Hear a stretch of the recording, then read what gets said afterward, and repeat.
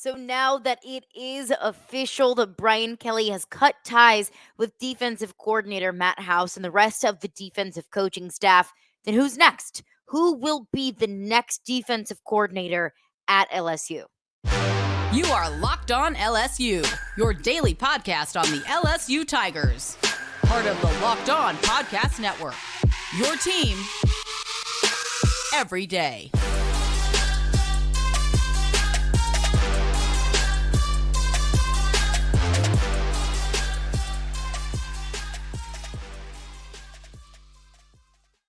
All right, what's up, y'all? Welcome into Locked On LSU. Thank you for making us your first listen every single day. We're free and available wherever you get your podcasts. Also, you can check us out on YouTube as well. Just search Locked On LSU in the search bar.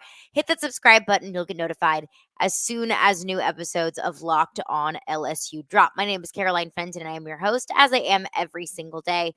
Check me out on Twitter at Caroline Fenton1 or follow along with the show for updates at Locked On LSU. The big news of this week, at least on the coaching front, there's been so much college football news, whether it's transfer portal, whether it's recruiting, exciting things for LSU on the horizon in terms of commitments.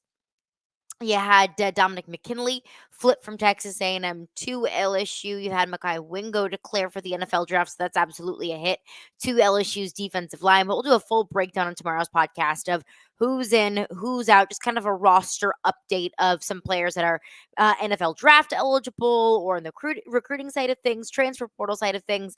So we'll get into that on tomorrow's edition of Locked in LSU. But a lot of news on the coaching front because it was announced on Wednesday afternoon. The defensive coordinator, Matt House, has been relieved of his duties at LSU, along with LSU defensive line coach Jimmy Lindsey and defensive back coaches Kerry Cooks and Robert Steeples. So I think we all knew that that was the right move. It was maybe a move that we thought wouldn't happen, just given the timing, how long it took Brian Kelly to make the move official.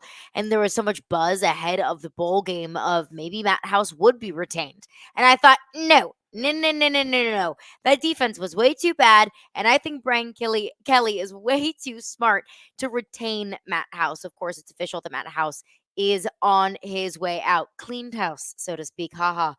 No pun intended. But now the real question is, what comes next now that Matt House is out, now that those defensive assistant coaches are out? Who will be the next defensive coordinator and who will fill in those defensive coaching positions in 2024 and beyond, the hot board, so to speak? Whose name has been thrown around as the next defensive coordinator at LSU, and who are maybe some names that I'm looking at? We will get into that here. One name that I mentioned yesterday on the podcast, and you can find all of the former episodes of Locked on LSU on your preferred podcast platform. You can find it on YouTube. But one name that I mentioned is now the leader in the clubhouse. This was reported by Brandon Marcello of 24/7 Sports. Initially reported it, and then there's been several national college football insiders and also local college football insiders that have reiterated the same idea that the leader in the clubhouse, the hottest name coming out of LSU is Blake Baker. Blake Baker, the defensive coordinator at Missouri, is the leading candidate to be LSU's next defensive coordinator. Now, I want to get into Blake Baker. I want to get into why he's a good fit. But before I do that, one thing that I want to remind everyone of what makes a coach a good fit. And it's not just you're a good coach. It's not just you have a proven track record of being able to bring defenses from down here all the way up here. Because I think that's paramount for LSU is that they need a defensive coordinator that has a track record. And I think one that's even better is a track record of bringing a defense back from maybe where it is in the drudges. Where, look, it's not easy being a coach. It's not easy being a defensive coordinator. But if you take over an already really good defense, maybe your job is a lot easier than taking over a defense that is as bad as LSU's was this past year. So I think that's important, a proven track record that you've been around the block and you have a good resume, you have a good track record of good work. But as far as LSU is concerned, one thing that I think is important that Brian Kelly has talked about when bringing in players via the transfer portal, and I think that the same sentiment also applies to coaches as well. Any players or any just people in general that you're bringing in from the outside into LSU, is connections. College football as a whole, it's a game of connections. It's a tiny, tight knit little network that everybody knows. Everybody who knows somebody that's connected to somebody here and there, and you stay within your network. You stay within your coaching tree. So connections to Brian Kelly, connections to the rest of the coaching staff, but also I think what's really important. This is what Brian Kelly has reiterated, at least as far as players are concerned, is connections to Louisiana and connections to LSU, connections to the football program. A defensive coordinator that comes in, and also the defensive position coaches that are going to come in, they're going to be doing a lot of recruiting. Recruiting the state of Louisiana is of utmost importance for this football program as it continues to grow. Now, looking at the 2024 class, 11 of the top 12 players in the state of Louisiana are committed to LSU. That's massive. That's something that we didn't get in the past regime under Coach O, is a commitment to the state of Louisiana. Brian Kelly's been doing great work recruiting the state of Louisiana, but what he needs is a coaching staff, offensive, defensive, all of the above, with familiarity with the state of Louisiana, with the expectations of the program at LSU. So just kind of keep that in mind. Now, when we talk about Blake Baker, the leader in the clubhouse, the defensive coordinator at Missouri, he satisfies all three of those boxes. Let's talk about his connection to Louisiana and to LSU. Blake Baker might be a familiar name because he actually was at LSU in 2021. He was brought in after the Bo Pelini disaster of 2020. He was brought in as a linebackers coach in 2021, but was not retained by Brian Kelly when Brian Kelly came in 2022. He served as the defensive coordinator and linebackers coach, as I mentioned. Now, the defense in 2021 wasn't very good. It was the 70th ranked LSU defense in the nation. But also think about that what they were inheriting was a horrendous defense under Bo Pelini. He has that connection. He started his career early in his coaching career at Louisiana Tech. Blake Baker played football at Tulane. He's from Houston. He's familiar with the area. He's familiar with the state of Louisiana, and he has recruiting ties in the state of Louisiana as well. And also a little bit of cherry on top. His wife is from the North Shore. His wife went to LSU. I think that means something, that you have connections and a desire to be in Louisiana, to be at LSU. So that satisfies the LSU and Louisiana ties. But Blake Baker's track record shows that he can come in and can fix a defense. He's been doing it at Missouri. In 2021, Missouri had the 113th ranked defense nationally. They were giving up 435 yards per game. They were giving up an average of 35 points per game. Mizzou's defense was absolutely, positively horrendous. Fast forward 2 years later to 2023. Blake Baker comes in 2022, and in 2023, Missouri had the 25th ranked defense, giving up 330 yards per game, giving up 21 points per game. That is a massive, massive improvement and a seismic shift in just 2 years. And when we talk about Missouri, being a team that, won 10 games in the regular season. The only losses on their schedule to LSU and Georgia went on to the Cotton Bowl, to a New Year's Six Bowl, which that doesn't come around very frequently at a program like Missouri. You beat Ohio State. That's an 11-win season for Eli Drinkwitz. That's a meteoric rise for that program. We talk about the offense a lot, but I think that Missouri's defensive improvements are an underrated catalyst rather, for Missouri's rise amongst the SEC and nationally. So Blake Baker, now the leader in the clubhouse. But those aren't the only names that are floating around in connection to LSU, and also some names that might not even be floating around LSU, but names that I would like to see in connection to LSU. We will get into that coming up next after just a few words from our sponsors. I want to tell you about FanDuel. The NFL regular season is wrapping up. It's the final weekend of the regular season in the NFL, but there is still time to get in on the action with FanDuel, America's #1 sportsbook. Right now, new customers get $150 in bonus bets, guaranteed, when you place a $5 bet. That's right, $150 in bonus bets win or lose. And the app is so easy to use. There's so many different ways to bet, like live same game parlays. You can find bets in the new Explore tab. If you're looking for something to bet on this weekend, one bet that I really like, I live in Nashville. I do sports talk radio in Nashville. The Tennessee Titans are hosting the Jacksonville Jaguars this weekend. Honestly, I like the Titans. The Titans haven't looked very good all season long, but this could be Derrick Henry's final game in a Titans uniform. And Trevor Lawrence is kind of up in the air. His status is not confirmed for Sunday. So, really, if you want maybe a little bit of a hot take of a bet, I'm taking the Titans, but that's my take. Just do it how you want to do it and do it with the FanDuel Sportsbook app. Visit fanduel.com/locked on and make your first bet a layup. Again, that's fanduel.com/locked on. FanDuel, official partner of the NFL. All right, thanks again for making Locked On LSU your first listen every single day. We're free and available wherever you get your podcasts. You can also find us on YouTube. And of course, we are part of the Locked On Network, your team every single day. Locked On has launched the first ever national sports 24/7 streaming channel on YouTube. Locked On Sports Today is here for you 24/7, covering the top sports stories of the day with the local experts of Locked On, plus our national shows covering every single league. So go to Locked On Sports Today on YouTube, subscribe to the first ever national sports 24/7 streaming channel, or just stick around because that will be coming up right after this edition of Locked On LSU. Defensive coordinator opening at LSU. You got an offensive coordinator opening as well. You got a cornerbacks coach opening, got a safeties coach opening, and a defensive line coach opening. All sorts of openings in Baton Rouge, but focusing in on the defensive coordinator position. This came out on Wednesday afternoon. Leader in the clubhouse, the leading candidate to fulfill LSU's defensive coordinator need in 2024 is Blake Baker, the defensive coordinator at Missouri. And I've talked to several people. Everything that I have heard is that has not changed. That he still, now that it's Friday, he still is the leading candidate. But here are a few more names maybe to keep an eye on. A couple of names that have also possibly been linked to Brian Kelly in the LSU program.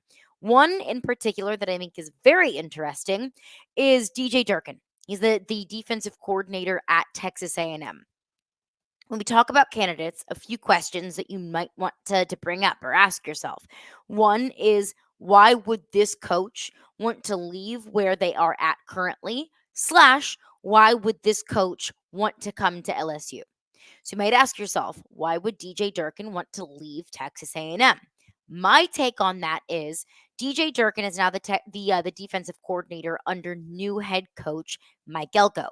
Mike Elko has a long history as a defensive coordinator. He's a defensive minded head coach. I would not be surprised if Mike Elko wants to have a large influence surrounding the defense. I wouldn't be surprised if Mike Elko wants to be in defensive coaches meetings and to just have a large hand in the defense. DJ Durkin's been a defensive coordinator for a long time. I don't know if he necessarily wants Mike Elko butting in on his domain. I don't think that he wants too many cooks in the kitchen with all sorts of insight and input defensively. DJ Durkin might want to take care of the defense and have that be his baby and have no one kind of breathing down his neck a little bit. So, because we want to stick around with the defensive coach where there inherently will be more input from a defensive head coach as far as the defense is concerned. I don't know that, but that's the reason why I might think DJ Durkin would want to leave Texas A&M for LSU. The other reason why is because there's a lot of talent leaving Texas A&M. And not even just leaving Texas A&M via the transfer portal, but also a lot of defensive decommitments in that 2024 class. Look at Walter Nolan. Walter Nolan is one of the best defensive players in all of college football. Walter Nolan has left Texas A&M and is heading to Ole Miss. LSU is even the beneficiary of Jordan Gilbert, a safety from Texas A&M who's transferred to LSU. And Dominic McKinley is another one, a defensive lineman who was committed to Texas A&M, decommitted, and has now recommitted to LSU. Terry Bussey is another one who's committed to Texas A&M, and as we talked to Brian Smith about, a Locked On's official recruiting insider, Terry Bussey can play offense, he can play defense, but he's being recruited as a safety or a corner. So there's a lot of talk about Terry Bussey decommitting from Texas A&M. He at least has reopened his recruitment. So that's a lot. Just those four players alone, that doesn't even scratch the surface of the amount of talent that Texas A&M and A&M is losing. Does DJ Durkin want to stick around and re-recruit all of these players to dip back into the transfer portal to rebuild the defense? I don't know. Maybe he does. Maybe he's 110% committed to Mike Elko and sticking it out at Texas A&M. But if he's not, I don't blame him. DJ Durkin, he's been around the block. He has been coordinating defenses. He's been a coach in college football for a long time. Here is why I am possibly anti DJ Durkin. One reason being, Texas A&M secondary was horrendous this last year. Terrible, awful, horrendous. A fantastic defensive front. Could stop the run probably better than any other defense in the SEC. Got a lot of pressure on most quarterbacks that they faced this past season. But Miami threw for like 500 yards against that Texas A&M secondary. That was very clearly the Achilles heel of this Texas A&M defense, and one of the greatest Achilles heels on this Texas A&M team as a whole this past year. Now, you could say the same thing about LSU, but looking at Texas A&M's roster, they had more depth, and frankly, they had more talent than LSU did in the secondary. So why couldn't DJ Durkin do more with the talent that he had in the secondary? That's my concern. With an LSU secondary that's going to need a lot of rebuilding, that's my concern with DJ Durkin. Also, comes with a good bit of baggage. And do your own research there. But DJ Durkin doesn't come without at least a little bit of a history. So DJ Durkin, he's a great coach, would not be my number one choice to fill in as LSU's next defensive coordinator. Now, the next name to keep an eye on is Bob Diaco. Bob Diaco is currently in-house at LSU, serving as outside linebackers coach, special teams coordinator, filled in on the defensive line coach after Jimmy Lindsey stepped away for a medical emergency. Now, Bob Diaco has a long history with Brian Kelly. He was the defensive coordinator at Notre Dame early in Brian Kelly's career at Notre Dame. He was there from 2010 to 2013. Those were the best years of Notre Dame football, specifically defensively. Of course, Bob Diaco coordinated those defenses that got Notre Dame to the national championship game in 2012. He coached Manti Te'o when Manti Te'o was a Heisman finalist in that 2012 season. In 2012, Notre Dame had the number 2 ranked defense in all of college football. In 2012, Bob Diaco won the Art Broyles Award for the best assistant coach in college football. In 2013, the year after, Notre Dame had the number 26th ranked defense in the country. In 2011, the year before, the 24th ranked defense in the country. So every year under Bob Diaco, Notre Dame had a top 25, top 30 defense, even a defense that catapulted them to the national championship game. So there is a rich, rich history there with Brian Kelly. He is familiar with the coaching staff, and he has been at LSU. Now, my concern is, and your concern might be the same, surely you can find someone else on the outside. Hiring from within with this defense, man, I don't love that. I want someone new. I want a fresh perspective. I want somebody that isn't as close to the program as it was this past year. Somebody with a completely fresh perspective. Somebody that can come in with new ideas of how to fix this defense. Bob Diaco is a fantastic coach, and he is a wonderful asset to this LSU football program in this coaching staff. But the thing that concerns me is I just want someone new. He's got skins on the wall, but this defense was so bad. You cleaned house for a reason, literally and figuratively. I would just want someone new. And that's no disrespect to him. It is just more of a testament to how bad this defense was this past year. Coming up next, Some more names to look at, whether a defensive coordinator or defensive position coaches. And where there is smoke, there's some fire, and there is a whole lot of smoke surrounding at least two of these names that I'm going to mention coming up next. So we'll get into that coming up next here on Locked On LSU. I want to tell you about Game Time because there is nothing worse than wanting to buy tickets to a sporting event or a concert or a comedy show, whatever it might be. And you run into all of these issues and these bumps in the road trying to buy tickets, whether you're waiting in virtual lines or they're incredibly expensive fees that you get to at the end of your ticket buying process, or you don't even know what your seat is going to look like when you ultimately get to your event. There's a whole lot of question marks and a whole lot of frustrations, but take the stress out of the ticket buying process with Game Time. It's fast and it's so super easy to buy tickets for all of the sports, music, comedy, and theater events near you. Game Time has got killer last minute deals, all in prices, views from your seat, and the best price guarantee. It's the only ticketing app that gives you complete peace of mind with your purchase. But take my word for it because I've used Game Time several times. I've used it to buy tickets as gifts. Used it buying tickets for my friends and I to go to LSU games. It is my go to platform to buy tickets. So take the guesswork out of buying tickets with Game Time. Download the Game Time app, create an account, and use code LOCKED ON for $20 off of your purchase. Terms apply. Again, create an account and redeem code LOCKED ON, LOCKEDON, for $20 off. Download Game Time today. Last minute tickets, lowest price guaranteed. All right, rolling along here on Locked On LSU. Three names that I have seen connected with the defensive coordinator position opening at LSU. Blake Baker, Missouri defensive coordinator, DJ Durkin, Texas A&M DC, and also Bob Diaco, who would be promoted from within, who coordinated the defenses under Brian Kelly at Notre Dame from 2010 to 2013. One name I have not seen connected to LSU in the slightest. Um, but it's just a name that I would like to see in the rotation, a name that I would find very interesting, is Jesse Minter.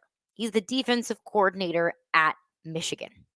You might be thinking to yourself, listening to this girl's absolutely insane. Why would he leave Michigan? Which again goes back to the point that I made. Every time you bring up a potential candidate, you have to ask the question, why would they leave where they are and why would they come to LSU? One reason being, or one question, why would Jesse Minter leave Michigan? Michigan's in the national championship game. Well, if Harbaugh leaves, he might want to leave too. And there is a lot of smoke about Jim Harbaugh leaving Michigan. Jim Harbaugh leaving Michigan potentially to go to the NFL. Looking at the Los Angeles Chargers has been one program that's been kind of in congruence with Jim Harbaugh. Jim Harbaugh is probably going to be facing a lot of NCAA sanctions here after the whole Connor Stallions gate, after the whole sign stealing extravaganza. So Jim Harbaugh might say, look, I don't want to stick around for this. I don't want to deal with these sanctions. I'm leaving and I'm going to the NFL. So that might leave Jesse Minter in a position where he either wants to leave. If he's not coaching under Harbaugh, then he would want to leave. Or two, the new head coach that's hired at Michigan might want to clean house and bring in his own coaching staff. Those are all very realistic possibilities. So that is why Jesse Minter might leave or could be available, as if Jim Harbaugh is not at Michigan next year. Honestly, if I'm going to put odds on it, I would say it's a higher likelihood than not that Jim Harbaugh is gone. He does have a connection to Brian Kelly, a loose connection, but a connection nonetheless. Jesse Minter served as a GA at Cincinnati from 2007 to 2008. That falls in the time span of when Brian Kelly was at Cincinnati. So there's at least a familiarity there. And Jesse Minter has coordinated fantastic defenses at Michigan. He left Vanderbilt to go to Michigan in 2022.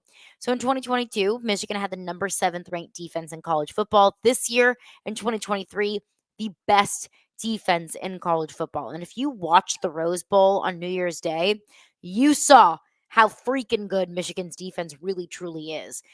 And if you look at Michigan's defense, look, they don't have 5 stars across the board. It's not like Michigan was recruiting the top talent from across the country, that they've got 5-star edge rusher here and 5-star corner here and 5-star linebacker here. No, that's not necessarily the case. Michigan was recruiting a lot of 2 stars, 3 stars, and a few 4 stars here and there. So it's not like Jesse Minter just walked into a room full of riches defensively for Michigan. They've just been coached up so well. And that ultimately is what got Michigan to the national championship game. Their offense is good. Blake Corum might be the best running back in college football, but it's the defense. And I'm not a Michigan expert, but what I saw against Alabama on New Year's Day in the Rose Bowl, that was all I really needed to say for certain that, yeah, Michigan's defense is legit. So that's not a name that I don't believe I have seen connected to LSU, but it's a name that I wouldn't mind being in the conversation. Now, defensive coordinator is not the only position that LSU needs to fill. The defensive line coach is also open. One name, there's a whole lot of smoke with this name. There's been a lot of connection with this name to LSU for very good reason. Bo Davis. He is the defensive line coach at Texas. Might sound familiar to you because he went to LSU and he played at LSU and he started his coaching career at LSU in the early to mid late 90s. So Bo Davis, he is LSU. I mean, he is purple and gold. He played for the purple and gold. Texas's defensive line is elite. I thought that was going to be the key for Texas to beat Washington. Turns out Washington's Joe Moore award-winning offensive line really was just that good. Michael Penix Jr. played the game of his life, but Texas's defensive line has been absolutely obliterating Big 12 offensive lines and Alabama's offensive line earlier this season, all season long. Texas boasts the third best run defense in all of college football, averaging only 80 yards per game, giving up only 80 yards per game. They're the second best third down defense in college football, the third best red zone defense in college football. That is a stacked and a stout defensive line. Bo Davis could come into LSU and be working with so much talent. Now you lose Mekhi Wingo. That hurts the defensive line. But if Mason Smith decides to come back, I would love to see what Mason Smith looks like coached under Bo Davis. In 2022, Texas had 71st most sacks in college football. This season, 35th. They're averaging almost 3 sacks per game. Ethan Burke has 5.5. Anthony Hill, 5. Byron Murphy, 5. You got 3 defensive linemen at Texas with at least 5 sacks. The key here, though, the caveat, rather, Bo Davis is going to come with a massive price tag because you don't think every other program in America, Texas included, knows what Bo Davis has done at Texas, the impact that he's had at Texas, how much he's coached up that Texas defensive line. Texas has got money now. If they want to pay Bo Davis as much as he wants, they can. He's making, I believe, $800,000 at Texas now. Texas can up that price tag. So Bo Davis is going to come at a very hefty price. Is that worth it for LSU? I think Bo Davis would come to LSU. If you're not going to pay him an absolute top dollar just because he played for LSU, but he's going to want a lot of money. He's not going to take a pay cut to come to LSU. So that's the caveat there. But keep an eye on Bo Davis and his connection to LSU. Could he potentially leave Texas as the defensive line coach and serve in that same position at LSU? I think it would be a slam dunk hire for LSU and for Brian Kelly. But we'll keep an eye on that. We'll keep an eye on more names that have been thrown around for the next potential defensive coordinator at LSU. But this is a big hire for Brian Kelly. You cannot afford to take a step back defensively. You cannot afford to stay stagnant defensively. The SEC gets harder. Your schedule is harder, and the expectations are even higher. This is an incredibly paramount and important hire for Brian Kelly, and it's a trickle-down effect. You hire the DC, you got to get the other hires right as well. That's going to do it for me today. Thank you for making Locked on LSU your first listen every single day. We are free and available wherever you get your podcasts. And coming up on tomorrow's edition, we'll do a state of the roster, an update on the roster, because there is so much news flying out there. Who's in, who is out, who has entered the transfer portal, who has come to LSU via the transfer portal, a recruiting update, just kind of an update of where we are as far as the roster is concerned. A full roster roundup coming up on tomorrow's edition of Locked On LSU.